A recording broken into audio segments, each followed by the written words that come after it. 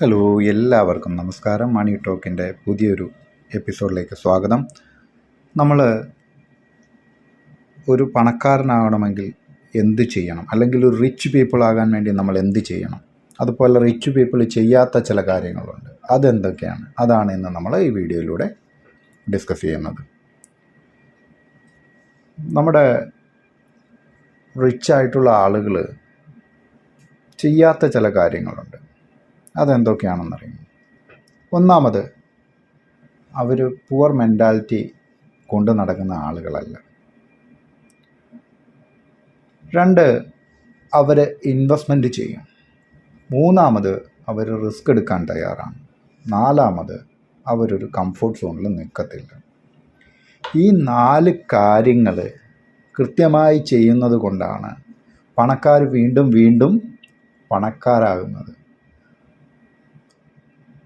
സാധാരണക്കാർ വീണ്ടും താഴേക്ക് പോവും.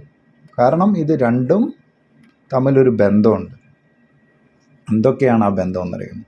ഒരു സാധാരണക്കാരന് ഒരു പണക്കാരനാകണമെങ്കിൽ, അല്ലെങ്കിൽ നല്ലൊരു ബിസിനസ്സുകാരനാകണമെങ്കിൽ, അല്ലെങ്കിൽ ഉയർന്നു വരണമെങ്കിൽ ചില കാര്യങ്ങൾ നമ്മൾ ചെയ്യേണ്ടതായിട്ടുണ്ട്. അതിനു മുന്നേ സാധാരണക്കാർ എന്തുകൊണ്ടാണ് അവൻ്റെ ലെവൽ, അല്ലെങ്കിൽ അവൻ ആ നിലയിൽ നിന്ന് അവൻ ഉയർച്ച ഉണ്ടാകത്തതിൻ്റെ കാരണം എന്നുകൂടി നമ്മൾ അറിയണം. ഒന്ന്, അവൻ്റെ പുവർ മെൻറ്റാലിറ്റിയാണ്. എന്ന് വെച്ചാൽ, നമ്മളത് ചെയ്താൽ ശരിയാകുമോ? ഞാനത് ചെയ്താൽ ശരിയാകത്തില്ല, എനിക്കത് ചെയ്യാൻ അറിയത്തില്ല, അല്ലെങ്കിൽ ഞാനത് ചെയ്തു കഴിഞ്ഞാൽ നഷ്ടം വരും, എന്നെക്കൊണ്ട് സാധിക്കില്ല എന്നുള്ളൊരു മെൻറ്റാലിറ്റി, എന്തിനോടും ഒരു നെഗറ്റീവായിട്ടുള്ളൊരു സമീപനം. ആ ഒരു സമീപനം കാരണമാണ് അവൻ ഉയർച്ച ഉണ്ടാകാത്തത്. അല്ലെങ്കിൽ ഉയർച്ചയ്ക്ക് വേണ്ടി ഒരു സ്റ്റെപ്പ് പോലും ഇടാൻ സാധിക്കാത്തത് ഈ ഒരു പുവർ മെൻറ്റാലിറ്റി കാരണമാണ്. രണ്ടാമത്, ഇൻവെസ്റ്റ്മെൻറ്റ് ചെയ്യത്തില്ല. സാധാരണക്കാരന് ഇൻവെസ്റ്റ്മെൻറ്റ് ചെയ്യാറില്ല കഴിവും. ശരിയല്ലേ? ഒരു ചിട്ടിയിൽ പോലും ചേരാത്ത ആളുകൾ ഒരുപാടുണ്ട്. ഇന്ന് കുറച്ചൊക്കെ ആളുകൾ മാറി മാറി ചിന്തിച്ചു തുടങ്ങിയിട്ടുണ്ട്. നമ്മൾ എന്തിലേലും ഇൻവെസ്റ്റ് ചെയ്യണം. കാരണം നമുക്ക് ആളുകൾ പറയും, ഞാൻ ഇന്ന് വിതയ്ക്കുന്ന ഇന്നത്തെ ആവശ്യത്തിന് വേണ്ടി ഞാൻ പണിയെടുക്കുന്നു, ഇന്നത്തെ മാത്രമാണ്, നാളത്തെ ഫ്യൂച്ചറിനെ കുറിച്ച് ഞാൻ ചിന്തിക്കുന്നില്ല എന്ന് ആളുകൾ പറയും. അതൊരു പുവർ മെൻറ്റാലിറ്റിയാണ്. നമുക്ക് വേണ്ടിയല്ല, നാളത്തെ തലമുറയ്ക്ക് വേണ്ടിയിട്ട് നമ്മളാൽ കഴിയുന്ന രീതിയിൽ ഒരു ചെറിയ സഹായം ചെയ്യണം. അതും പോട്ടെ, നാളെ ചിലപ്പം നമ്മളെല്ലാവരും നാളെ എന്നൊരു ദിനം മുന്നിൽ കണ്ടിട്ടാണ് ജീവിക്കുന്നത്. അപ്പം നാളേക്ക് വേണ്ടി എന്ന് കരുതി നമ്മൾ ഒരു ഇൻവെസ്റ്റ്മെൻറ്റ് സ്റ്റാർട്ട് ചെയ്യുക. അപ്പം നമ്മൾ ഇൻവെസ്റ്റ്മെൻറ്റ് ചെയ്യണം. ആ ഇൻവെസ്റ്റ്മെൻറ്റ് കൂടി ഉണ്ടെങ്കിലേ നമുക്ക് ഉയർച്ചയിൽ മുന്നോട്ട് പോകാൻ സാധിക്കും. പിന്നെ എന്താണ് വേണ്ടത്? റിസ്ക് എടുക്കണം. നമ്മൾ എന്ത് ജോലി ആയിക്കോട്ടെ, എന്ത് ബിസിനസ് ആയിക്കോട്ടെ, എന്ത് തൊഴിലായിക്കോട്ടെ, അതുമായി ബന്ധപ്പെട്ടിട്ടുള്ള റിസ്ക് നമ്മൾ എടുക്കാൻ തയ്യാറാകണം. ആ റിസ്ക് എടുക്കാൻ തയ്യാറല്ല എങ്കിൽ നമ്മൾ ഏത് മേഖലയുമായി ബന്ധപ്പെട്ടിരിക്കുന്നോ ആ മേഖലയിൽ നമുക്കൊരു ഉയർച്ച ഉണ്ടാവില്ല എന്നും, എവിടെ കിടക്കുന്നോ അവിടെ തന്നെ നമ്മൾ കിടക്കേണ്ടി വരും. ഇപ്പം നിങ്ങൾക്കൊരു തടി കയറ്റണം എന്നുണ്ടെങ്കിൽ നിങ്ങൾ പറയുകയാണ്, ഞാൻ ആ തടി പൊക്കാൻ പോയി എൻ്റെ കാലും കയ്യൊക്കെ പോകും. പക്ഷെ നിങ്ങൾക്ക് ആ തടി വേണം താനും. അപ്പോൾ എന്ത് ചെയ്യും?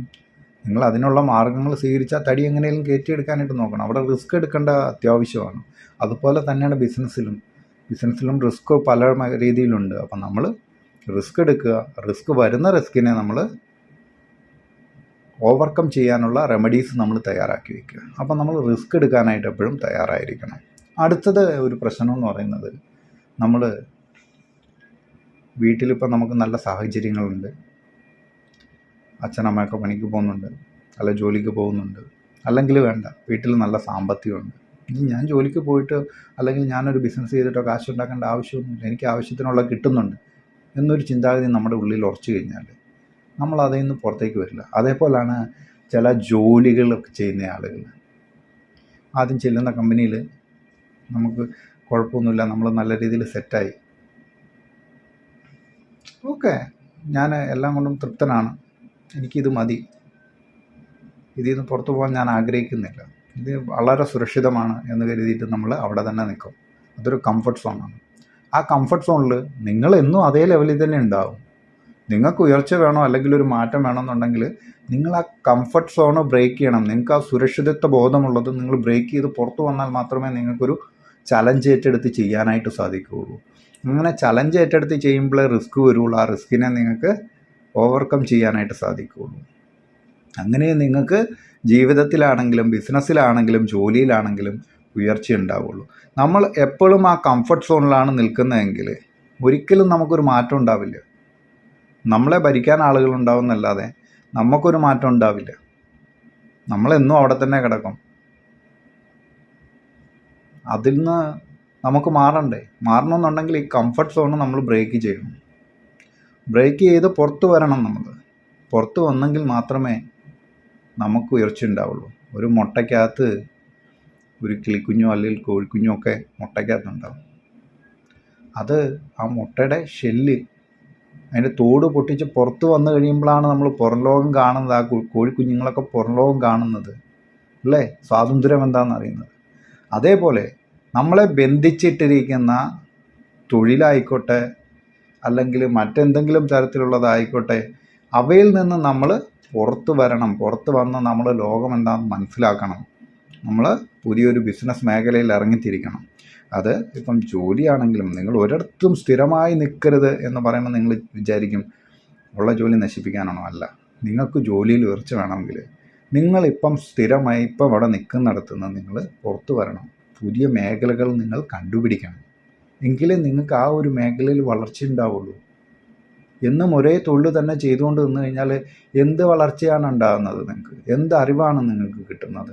അത് ജോലിയാണെങ്കിലും ശരി, ബിസിനസ് ആണെങ്കിലും ശരി, നിങ്ങൾക്ക് കംഫർട്ട് സോണിൽ നിന്ന് പുറത്തു വരിക. നിങ്ങൾ ചലഞ്ച് ഏറ്റെടുക്കാൻ തയ്യാറാകുക. അപ്പം നിങ്ങൾക്ക് തീർച്ചയായിട്ടും നല്ല വളർച്ച ഉണ്ടാവും. അപ്പം എന്തൊക്കെ കാര്യങ്ങളാണ് റിച്ച് പീപ്പിൾ വീണ്ടും വീണ്ടും റിച്ച് ആകുന്നത്? എന്തുകൊണ്ടാണ്? അവർക്ക് പോസിറ്റീവായിട്ടുള്ളൊരു ആറ്റിറ്റ്യൂഡുണ്ട്. എന്തിനോടും ഒരു പോസിറ്റീവ് മനോഭാവം ഉണ്ടാവും. രണ്ടാമത് അവർ ഇൻവെസ്റ്റ്മെൻറ്റ് ചെയ്തുകൊണ്ടേയിരിക്കും.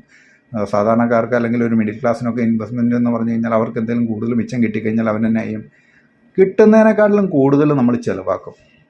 അതായത് നമ്മുടെ പോക്കറ്റിൽ 100 രൂപ ഉണ്ടെങ്കിലും നമ്മൾ 110 രൂപ ചിലവാക്കും. എന്നാൽ ഒരു റിച്ച് ആയിട്ടുള്ള ഒരാൾ എന്ത് ചെയ്യും? ഈ 100 രൂപ കിട്ടിക്കഴിഞ്ഞാൽ അവനകത്ത് നിന്ന് 80 രൂപ അവൻ ഇൻവെസ്റ്റ് ചെയ്യും ഏതെങ്കിലും, എന്നിട്ട് 20 രൂപ അവൻ ചിലവാക്കും. അവൻ വീണ്ടും വീണ്ടും പണക്കാരനാവും. കാരണം അവൻ ഇൻവെസ്റ്റ്മെൻറ്റ് നടത്തുന്നുണ്ട്. പിന്നെന്താണ്? അവൻ ഈ 80 രൂപ ഇൻവെസ്റ്റ് ചെയ്യുന്നത് മറ്റെന്തെങ്കിലും തരത്തിലുള്ള ഒരു റിസ്ക് എടുത്തിട്ടാണ് അവൻ ഇൻവെസ്റ്റ് ചെയ്യുന്നത്. എവിടെയെങ്കിലും വേണ്ടാന്ന് വെച്ചിട്ടോ അല്ലെങ്കിൽ മറ്റെന്തെങ്കിലും കാര്യങ്ങൾ ചെയ്തിട്ടാണ് അവൻ അവിടെ ഇൻവെസ്റ്റ്മെൻറ്റ് നടത്തുന്നത്. അവൻ റിസ്ക് എടുക്കാൻ തയ്യാറാണ്. അപ്പോൾ അവനവിടെ പ്രോഫിറ്റ് ഉണ്ടാവും, നേട്ടങ്ങളുണ്ടാവും. അവൻ ആ റിസ്ക് എടുക്കാൻ തയ്യാറായതുകൊണ്ട് തന്നെ അവന് നേട്ടങ്ങളുണ്ടാവും. സാധാരണക്കാരായ ആളുകൾക്ക് അല്ലെങ്കിൽ മിഡിൽ ക്ലാസ് ആയുള്ള ആളുകൾ എന്ത് ചെയ്യും? അവർക്ക് റിസ്ക് എടുക്കാൻ കഴിയില്ല. കാരണം വെച്ചാൽ ഓൾറെഡി അവൻ കടത്തിലാണ് പോകുന്നത്. അവിടെ എങ്ങനെ റിസ്ക് എടുക്കുക? നമ്മൾ റിസ്ക് എടുക്കാനായിട്ട് തയ്യാറാണ്. അടുത്ത പറഞ്ഞത് എന്താണ്? കംഫർട്ട് സോണാണ്. കംഫർട്ട് സോണിൽ നിന്ന് നമ്മളെപ്പോഴും സുരക്ഷിതമായ നമുക്ക് കവചം തന്നിരിക്കുന്നത് എന്താണോ അതിൽ നിന്ന് നമ്മൾ പുറത്ത് വന്ന ചലഞ്ച് ഏറ്റെടുക്കാൻ തയ്യാറായാൽ നമുക്ക് വിജയമുണ്ടാകും. അത് ജീവിതത്തിലാണെങ്കിലും ശരി, ബിസിനസ്സിലാണെങ്കിലും ശരി, ജോലിയിലാണെങ്കിലും ശരി. അപ്പം നമ്മൾ ചലഞ്ച് ഏറ്റെടുക്കുക. എല്ലാവർക്കും നല്ലൊരു ദിവസം ആശംസിക്കുന്നു. നമുക്ക് വീണ്ടും മറ്റൊരു വീഡിയോയിൽ കാണാം. നമ്മുടെ ചാനൽ സബ്സ്ക്രൈബ് ചെയ്തിട്ടില്ലെങ്കിൽ ചാനലൊന്ന് സബ്സ്ക്രൈബ് ചെയ്തേക്കുക. ഒപ്പം നമ്മളെ സപ്പോർട്ട് ചെയ്യും. Bye bye.